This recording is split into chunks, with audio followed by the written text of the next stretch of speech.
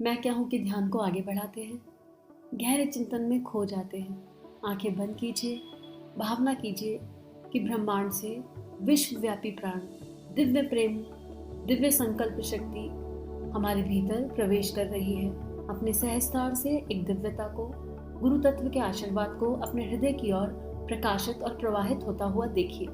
भावना कीजिए कि हम सबकी आत्मता का विस्तार अनंत से अनंत तक हो रहा है और हम अपने भीतर की दिव्यता को अनुभव कर पा रहे हैं। हम अनुभव कर पा रहे हैं कि हम वही परमात्मा हैं जिस परमात्मा का हमें अंश बताया गया है।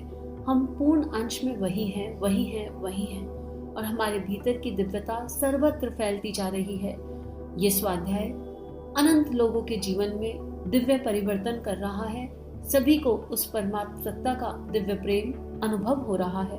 इसी भाव से एक गायत्री मंत्र, ओम भूर्भुवः स्वाहा तत्सवितुर्वरेण्यं भर्गो देवस्य धीमहि धियो यो नः प्रचोदयात्। चलिए इस ध्यान को आगे बढ़ाते हैं।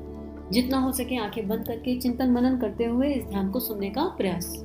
पिछली बार गुरुदेव ने बताया कि जैसे गुब्बारे में हवा भरते जाओ तो वो गुब्बारा फट जाता है, यानी शरीर भाव से हम ऊपर उठ जाएंगे। गुब्बारा, ये शरीर मान लो गुब्बारा है और इसमें अब हमने प्रेम का, आत्मीयता का, करुणा का, संवेदना का प्रकाश भर लिया है और वो हमारे सहस्त्रार से हमारे भीतर लगातार प्रवेश कर रहा है। तो धीरे धीरे हम इस शरीर भाव के विकार से मुक्त हो जाएंगे कि मैं शरीर हूँ। हमें ये समझ में आ जाएगा। अगर हमें ये समझ में आ जाए कि मैं ये शरीर नहीं हूँ तो मैं क्या हूँ, उसकी ओर हमारी जिज्ञासा अपने आप चलने लगेगी और हम उस परम सत्ता से धीरे धीरे स्टेप बाय स्टेप एक हो जाएंगे।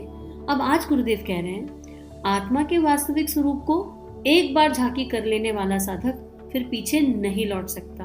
प्यास के मारे जिसके प्राण सूख रहे हैं, ऐसा व्यक्ति सुरसुरी का शीतल कूल छोड़कर क्या फिर रेगिस्तान में लौटने की इच्छा करेगा, जहाँ प्यास के मारे क्षण क्षण पर मृत्यु समान असहनीय वेदना अब तक अनुभव करता रहा है। अब गुरुदेव कह रहे हैं, जिसने एक बार इसका स्वाद चख लिया, चाहे एक क्षण के लिए भी, वो वापस नहीं आ सकता। और ये एकदम सत्य है।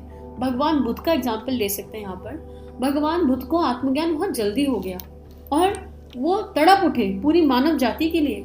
जब उनके गुरु ने कहा कि बस यही सब कुछ है, यही एक सत्य है, तो उनकी वेदना बढ़ गई कि नहीं, मैं तो लोगों के दुखों को शांत करने की यात्रा पर निकला था। यहाँ मुझे तो मिल गया, लेकिन बाकी लोगों का क्या, जो पीड़ा में है, मैं उनको कैसे बताऊं कि कौन सा एक मार्ग है। और फिर उन्होंने वहां से यात्रा शुरू करी। मैं क्या हूँ का ज्ञान होने के बाद वो अगला स्टेप था कि मुझे मानव जाति के लिए कुछ करना है, मुझे पीड़ित मानवता को उनके दुखों से मुक्ति दिलानी है। वो भाव अंतःकरण में गहरा उतर गया और भगवान बुद्ध बन गए। सिद्धार्थ से राजकुमार सिद्धार्थ थे और बुद्ध बन गए। और आज भी हम उन्हें पूछते हैं, आज भी हम उनके बताए हुए मार्ग पर चलने का प्रयास करते हैं और आज भी हम जो भी उन्होंने प्रिंसिपल्स दिए, टूल्स दिए, उनको फॉलो करने की कोशिश करते हैं। क्या ही दिव्यता थी। तो यही गुरुदेव कह रहे हैं कि एक बार अगर स्वाद लग गया अंदर तो फिर छोड़ नहीं पाओगे। इतना आनंद है और असल में आनंद है। अरे उस परमात्मा की झांकी एक क्षण के लिए भी मिल जाए तो विरह में आत्मा पागल हो जाए। और ऐसा पागलपन श्रेष्ठ है, कम से कम श्रेष्ठता के लिए तो पागलपन हो रहा है। तो आगे गुरुदेव ये कह रहे हैं कि इस संसार में कुछ भी सत्य नहीं है, सब कुछ असत्य है। जो आपको दिख रहा है ना स्थूल नेत्रों से, वो दिख जो रहा है वो सत्य नहीं है। और सत्य जानना है तो भीतर की नेत्र खोलने ही पड़ेंगे, अपने अंदर जाना ही पड़ेगा और उस सत्य को अनुभव करना ही पड़ेगा। और यकीन मानो बहुत रोड़े आएंगे, बहुत सारे लोग होंगे, चारों तरफ से पुल बैक करेंगे, चारों तरफ से। और ये भी हो सकता है कि यात्रा शुरू करी और इस जन्म पूरी ना हो, तो भी क्या हो गया, प्रयास तो कर ही रहे हैं। बस सोने से पहले ये चिंतन कर लेना कि क्या आज का दिन कल से बेहतर था, क्या आज मैं अपने इष्ट के एक कदम और पास आया, क्या मेरे भीतर मानवता के लिए, मेरे भीतर अपने आसपास वालों के लिए पीड़ा जगी, क्या मुझे अभी भी छोटे छोटे लोअर इमोशंस आ रहे हैं। ये कुछ क्वेश्चंस हैं जो अपने से रोज छोटे छोटे कर लेने चाहिए और हर समय करते रहने चाहिए। अगर आप ये करते रहोगे तो आपकी आत्मता का विस्तार गुरु इच्छा से स्वतः होता रहेगा। अब आगे गुरुदेव कह रहे हैं, भगवान कहते हैं, जहां जाकर फिर लौटना नहीं होता ऐसा मेरा धाम है। सचमुच वहां पहुंचने पर पीछे को पांव पड़ते ही नहीं। योग भ्रष्ट हो जाने का तो प्रश्न ही नहीं उठता। घर पहुंच जाने पर भी क्या कोई रास्ता भूल सकता है। अब घबराहट होती है ना। अब जैसे गुरुदेव है, गुरुदेव जैसी चेतनाएं कितनी कम आती है। गुरुदेव को माँ गायत्री बहुत जल्दी मिल गई थी। उन्होंने इतने सारे अनुष्ठान किए, हिमालय की यात्रा की उनको बचपन से ही गायत्री सिद्ध थी, लेकिन अनुष्ठान करने के बाद इस जन्म में भी मिल गई। उसके बाद उनको आवश्यकता नहीं थी उसके आगे बढ़ने की, लेकिन फिर भी हमारे लिए वो आगे बढ़े कि नहीं मुझे तो मिल गई, पर मैं अपने बच्चों को क्या दूं, उनको कैसे सिखाऊं। और वो पीड़ा बहुत बड़ी है। आप उस दिव्यता तक पहुंच जाओ और फिर लौट कर आओ, केवल इसलिए कि आपको अपने भाई बहनों को सबको सब कुछ समझाना है। और जहाँ की आपको पता है कि जब आप 100 को बोलोगे तो 10 सुनने वाले होंगे हार्डली।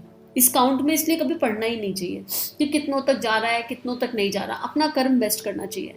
तो गुरुदेव कह रहे हैं कि एक बार जब वहां पहुंच गए तो फिर वो परमात्मा आपको संभाल लेगा, फिर आपके भ्रष्ट होने का प्रश्न ही नहीं उठता। विकार नहीं आएंगे ऐसा नहीं है, लेकिन आएंगे और आकर चले जाएंगे, क्योंकि ना आए तो फिर बोरिंग हो जाएगा बहुत सब कुछ, फिर तो जन्म से ही निर्वाण प्राप्त होने वाली बात। विकार आए, उन्हें जियो और फिर उनसे बाहर निकलो, तो जो उसका आनंद है वो बहुत अलग है। और फिर वहां कृपा का अनुभव भी होता है, और फिर आप अपने भाई बंधुओं की वेदना समझ पाते हो। मान लो मैंने कभी ईर्ष्या के भाव को जिया ही ना हो, और कोई मेरे पास आ जाए कि हमको यहाँ पर ईर्ष्या हो रही है, तो जब तक मुझे उसकी पीड़ा नहीं पता होगी मैं उसको हल क्या दूंगी। एज एन इंस्ट्रूमेंट, अकर्ता भाव से भी मुझे ईर्ष्या पता ही नहीं कि क्या होती है। अब जब मैंने उसको जिया ही नहीं तो मैं सामने वाले को समझाऊं क्या? मैं तो बस मैं ज्ञान बांटना शुरू कर दूंगी। यहाँ पर अगर मैंने वो ज्ञान बांटा तो मैं सामने वाले की पीड़ा को अनुभव करे बिना अगर आप ज्ञान देने लग जाओ तो उस ज्ञान का कोई लाभ नहीं।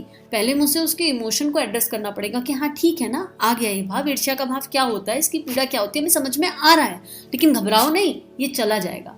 लेकिन उसके लिए जीना तो पड़ेगा ना। अगर हम किसी को कुछ कंट्रीब्यूट कर सकते हैं तो आज की डेट में अगर आपके मन में कोई लोअर इमोशन आता है तो उसके गिल्ट में मत जाइए, उससे बाहर निकलने का रास्ता ढूंढिए और भगवान को थैंक यू बोलिए कि ये आया, अब ये जाएगा, और इस यात्रा के बीच में जो घटित होगा वो मेरा अनुभव बन जाएगा। मैं क्या हूं जाने की यात्रा के लिए।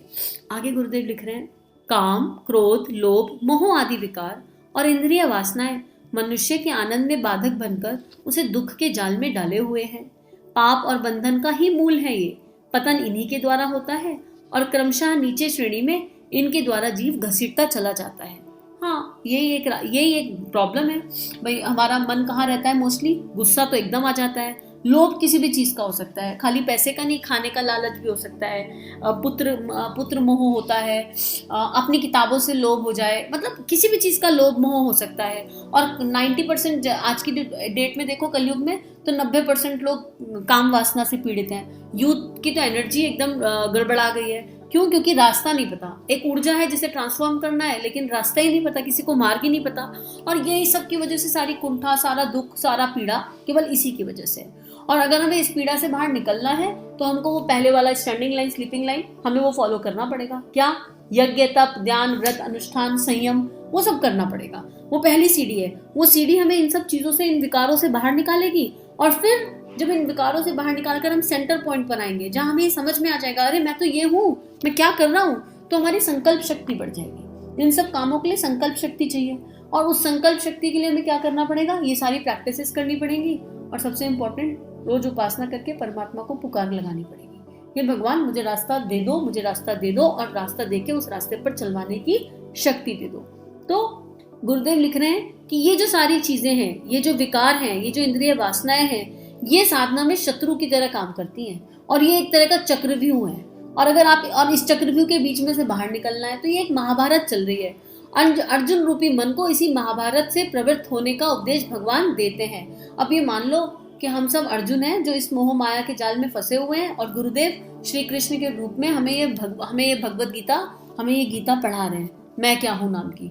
अब अर्जुन के रूप में अपने आप को देखो और समझने की कोशिश करो कि हमारे भीतर कौन कौन से विकार है, क्योंकि हर चित्त पर अलग संस्कार है।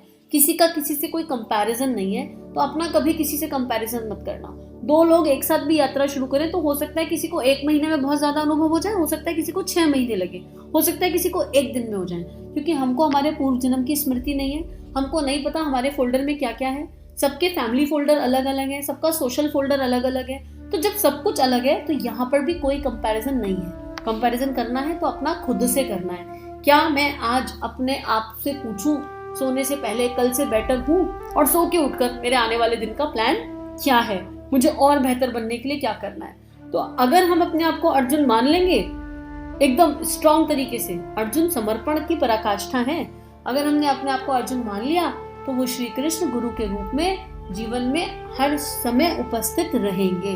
तो तो आज के लिए यही होमवर्क है कि हम चिंतन मनन करें और हम कहें करिष्ये वचनम तव, अब जो आप कहोगे भगवान वो हम करेंगे, हमसे करवा लो, हम करने के लिए तैयार हैं। और जिज्ञासु के रूप में अपने प्रश्न रख लीजिए, लेकिन तार्किक रूप में नहीं। लॉजिकल माइंड जो लड़ने मरने के लिए तैयार रहती है वो नहीं। एक होती है जिज्ञासा कि हाँ समझ नहीं आ रहा, भगवान जी प्लीज समझा दो। एक होता है नहीं ये तो सत्य ही नहीं है, अब सूरज इस दिशा से क्यों निकलता है, हम तो नहीं मान रहे, हमें सारे प्रूफ बेकार है हमारे लिए। तो ऐसी तार्किक बुद्धि के लिए यहाँ पर कोई जगह नहीं है, बिल्कुल भी नहीं है। समर्पित बुद्धि के लिए यहाँ जगह है, जो विवेक के आधार पर अपनी जिज्ञासा रखे, उसके लिए यहाँ पर जगह है। अगर अब तक के ऑडियोज में आपको कोई प्रश्न हो तो आप कमेंट्स में डालिए, कोशिश करेंगे कि आपके हर प्रश्न का उत्तर दें, और जिनके पास उत्तर हो वो कमेंट्स में रिप्लाई भी करें। एक दूसरे के साथ मिलकर इस यात्रा को करना है, एक दूसरे के साथ मिलकर इस ध्यान को करेंगे। तो सभी को बहुत बहुत धन्यवाद, सभी को बहुत बहुत आभार, और एक ही प्रार्थना, हमारे भीतर वो अर्जुन जैसा श्रेष्ठ शिष्य जागृत हो जाए कि श्री कृष्ण स्वयं हमारे सारथी बन जाए। सभी को प्रणाम।